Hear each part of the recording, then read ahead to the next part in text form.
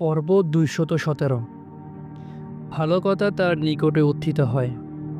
আল্লাহ রাসূল সাল্লাল্লাহু আলাইহি ওয়াসাল্লাম তার সাহাবীদেরকে এমন কিছু সুন্দর সুন্দর দোয়া, প্রার্থনা ও মুনাজাত শিক্ষা দিয়েছেন, যা আকারে ছোট কিন্তু তাদের অন্তর্নিহিত অর্থ সুদূর প্রসারী।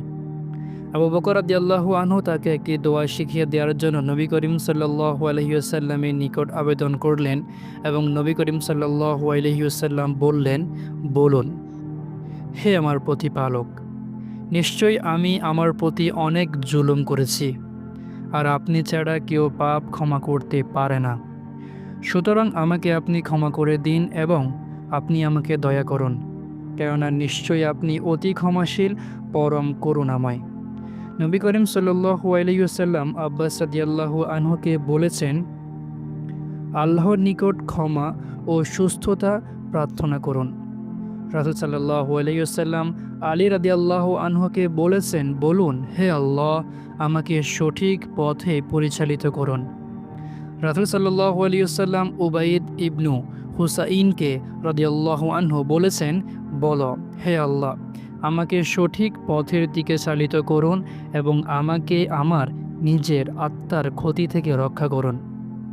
তিনি সাল্লাল্লাহু আলাইহি ওয়াসাল্লাম সাদ্দাদ ইবনে আউস রাদিয়াল্লাহু আনহুকে বলতে বলেছেন, হে আল্লাহ, আমি আপনার নিকট দ্বীনী কাজে একনিষ্ঠতা চাই, সঠিক পথে থাকার স্থির সংকল্প, দৃঢ়তা ও অটলতা চাই। আপনার নেয়ামতের শুকরিয়া আদায় করার তৌফিক ও আপনার ইবাদত উত্তম রূপে করার তৌফিক চাই। আপনার নিকট প্রশান্ত চিত্ত ও সত্য কথা বলার জিহ্বা চাই। আপনার নিকট অবগত সকল ভালো বিষয় আপনার নিকট চাই। আপনার জন্য সকল মন্দ বিষয় হতে আপনার নিকট আশ্রয় চাই। আপনার জানা আমার সকল পাপ থেকে আপনার নিকট ক্ষমা চাই, কেননা আপনি অবশ্যই সকল অজানা বিষয় অবগত আছেন।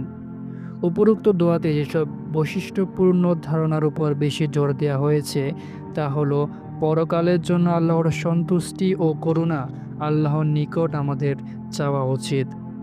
আল্লাহর ক্রোধ ও শাস্তি থেকে রক্ষা পাওয়ার জন্য আল্লাহর নিকট আমাদের আকুল আবেদন করা উচিত এবং তার ইবাদত ও তার শুকরিয়া আদায় করার জন্য তার নিকট আমাদের তৌফিক চাওয়া উচিত। এসব ধারণার একটি সর্বসম্মত বা সাধারণ কারণ হচ্ছে তা হলো আল্লাহর নিকট যা আছে তা আমাদের চাওয়া উচিত, আর এ পৃথিবীতে যা কিছু আছে তা থেকে আমাদের মুখ ফিরিয়ে নেওয়া উচিত, অর্থাৎ স্বভাবতই বিলীয়মান পার্থিব জিনিসপত্রের প্রতি আমাদের লোভ করা উচিত নয়।